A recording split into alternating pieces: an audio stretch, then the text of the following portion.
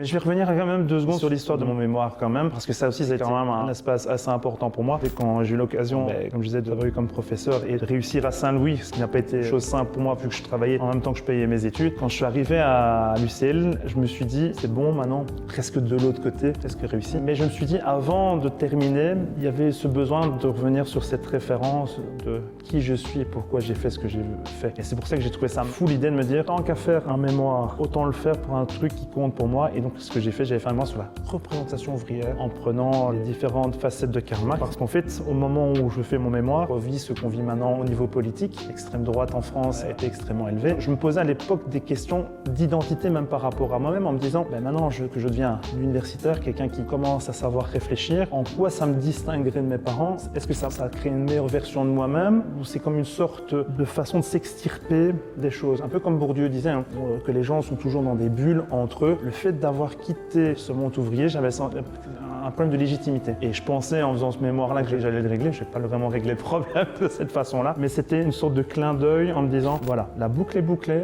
on passe à autre chose et après adviendra ce qu'il adviendra, quoi.